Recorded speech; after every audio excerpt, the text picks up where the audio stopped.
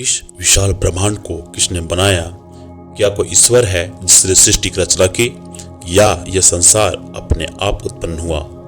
हजारों वर्षों से मानव मन इसी प्रश्न से जूझता आया है। हर धर्म ने इसका उत्तर अलग अलग दिया है, लेकिन आज हम जानेंगे एक ऐसे महापुरुष के विचार जिन्होंने इस प्रश्न को बिल्कुल अलग दृष्टि से देखा है। वे थे गौतम बुद्ध। नमस्कार दोस्तों, आज के इस वीडियो में हम समझेंगे बुद्ध ने सृष्टि की रचना के बारे में क्या कहा। क्या उन्होंने ईश्वर को स्वीकार किया या नकारा, और क्यों उन्होंने इस प्रश्न को उतना महत्वपूर्ण नहीं माना। वीडियो को अंत तक देखिए, क्योंकि अंत में आपको एक ऐसा दृष्टिकोण मिलेगा जो आपकी सोच बदल सकता है।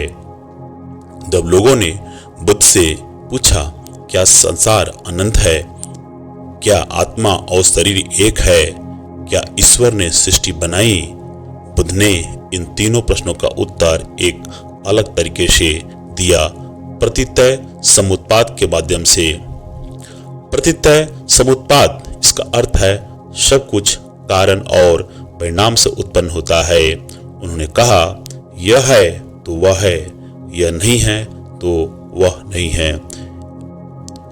जब लोगों ने बुद्ध से पूछा, क्या संसार अनंत है, बुद्ध ने संसार को अनादि कहा, अर्थात इसका कोई स्पष्ट प्रारंभ नहीं है, यह निरंतर परिवर्तनशील है, सब कुछ अनित्य है। संसार में कोई भी वस्तु स्वतंत्र रूप से नहीं बनी है, सब एक दूसरे पर निर्भर है।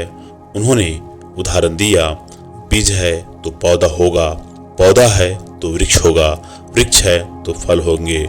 इसी तरह विचार है तो कर्म होगा, कर्म है तो परिणाम होगा। जब लोगों ने गौतम बुद्ध से यह पूछा कि सृष्टि की रचना किसने की, गौतम बुद्ध ने इस प्रश्न का उत्तर पारंपरिक तरीके से नहीं दिया। सृष्टि की रचना को लेकर उनका दृष्टिकोण गहरा, व्यवहारिक और आध्यात्मिक था।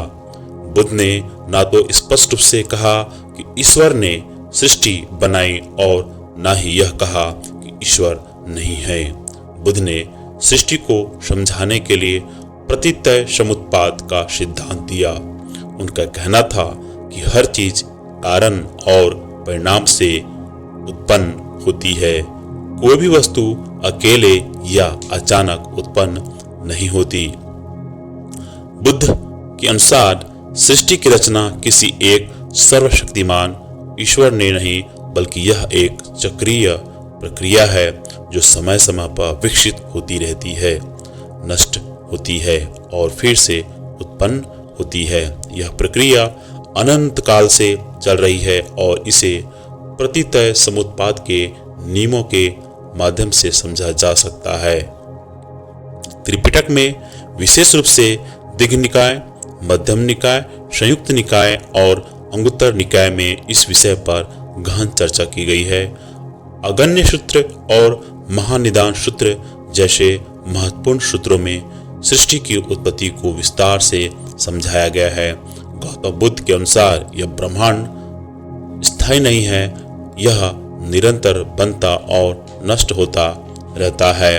इसे एक लंबे चक्र के रूप में देखा जा सकता है, जिसमें ब्रह्मांड उत्पन्न होता है, विस्तार पाता है, फिर धीरे धीरे नष्ट होने लगता है और अंत में पूरी तरह विलीन हो जाता है।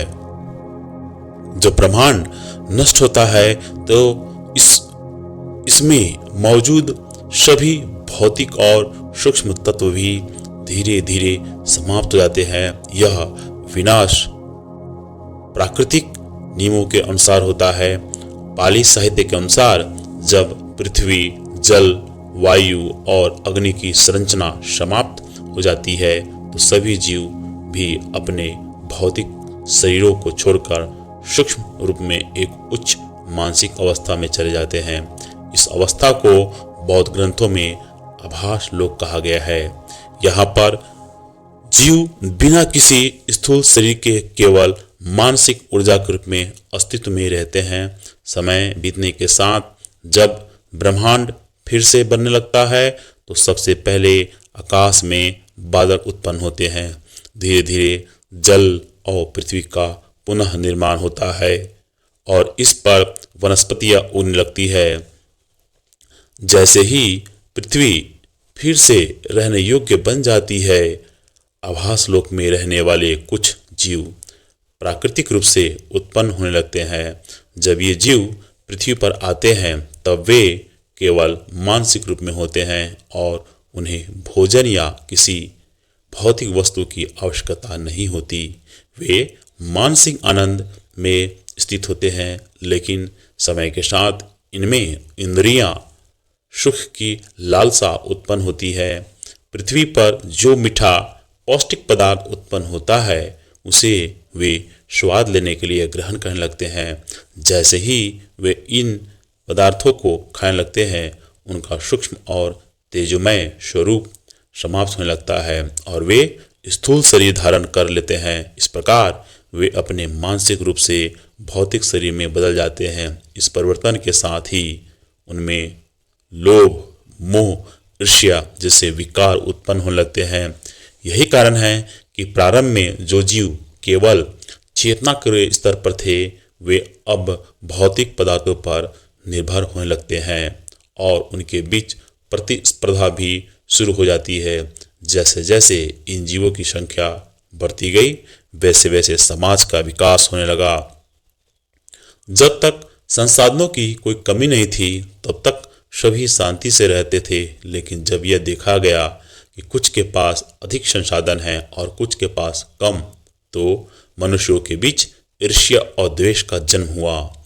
इस समस्या को हल करने के लिए लोगों ने एक नेतृत्वकर्ता को चुना जो न्याय करता था और समाज को व्यवस्थित रखने का कार्य करता था। धीरे धीरे विभिन्न प्रकार के कार्यों के अनुसार समाज में भिन्न भिन्न वर्गों का निर्माण हुआ। बुद्ध ने स्पष्ट रूप से कहा कि किसी भी मनुष्य की श्रेष्ठता या हीनता जन्म से निर्धारित नहीं होती, बल्कि यह उसके कर्मों पर निर्भर करती है। अब सवाल यह उठता है कि क्या सृष्टि को किसी ईश्वर ने बनाया? बुद्ध ने इस प्रश्न को कई बार सुना और उत्तर भी दिया। त्रिपिटक में वर्णित है कि जब किसी ने उनसे पूछा कि क्या यह सृष्टि किसी ईश्वर ने बनाई है, तो उन्होंने इसे अज्ञानता का परिणाम बताया। महानिदान सूत्र के अनुसार जब नया ब्रह्मांड बनता है तो सबसे पहले एक ब्रह्मा नामक देवता का जन्म होता है। क्योंकि वह इस ब्रह्मांड में सबसे पहले आता है, उसे यह भ्रम हो जाता है कि उसने ही इस संसार की रचना की। जब अन्य जीव भी वहाँ जन्म लेने लगते हैं तो वे भी यह मानने लगते हैं कि ब्रह्मा ही उनके सृजन करता है। बुद्ध ने इस धारणा को पूरी तरह से अस्वीकार कर दिया। उन्होंने बताया कि यह केवल अज्ञानता के कारण उत्पन्न हुआ एक मिथ्या विश्वास है। वास्तविकता यह है कि प्रत्येक जीव अपने कर्म के अनुसार संसार में आता और जाता है।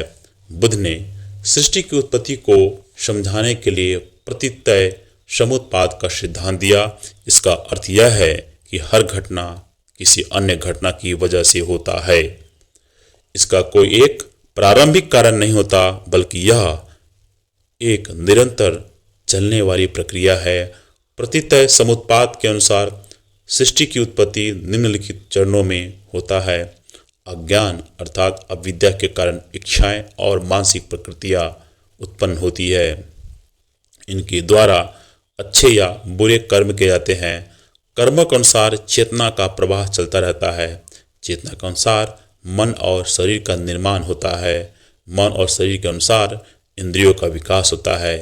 इंद्रियों के संपर्क से शरीर और चित्त पर अनुभूतियाँ उत्पन्न होती है और अनुभूतियों से इच्छाएं बढ़ती है। इच्छाओं से आसक्ति उत्पन्न होती है। आसक्ति से भौतिक जीवन का निर्माण होता है। भौतिक जीवन से नया जन्म होता है। जन्म के कारण ही आयु की परिपक्वता, रोग, बुढ़ापा और मृत्यु होती है। इस प्रक्रिया से स्पष्ट होता है कि ब्रह्मांड और जीवन की उत्पत्ति किसी एक समय में नहीं हुई, बल्कि यह कारण और परिणाम के नियमों द्वारा संचालित होती है। गौतम बुद्ध ने स्पष्ट किया कि सृष्टि की रचना किसी ईश्वर द्वारा नहीं की गई, यह प्राकृतिक नियमों के अनुसार विकसित होती है और यह प्रक्रिया अनंत काल से चल रही है। उन्होंने कहा कि सृष्टि को समझने से अधिक महत्वपूर्ण यह है कि हम अपने जीवन के दुखों से कैसे मुक्त हो सकते हैं। गौतम बुद्ध का उद्देश्य केवल सृष्टि की उत्पत्ति की चर्चा करना नहीं था, बल्कि यह समझाना था कि जीवन के दुखों से कैसे छुटकारा पाया जा सकता है। उनका ध्यान मोक्ष और निर्वाण पर था, जो सभी बंधनों और अज्ञान से मुक्ति प्रदान करता है। इस प्रकार गौतम बुद्ध सृष्टि के उत्पत्ति को एक अलग दृष्टिकोण से देखते हैं, जिसके लिए गहन आध्यात्मिक शक्ति की जरूरत है।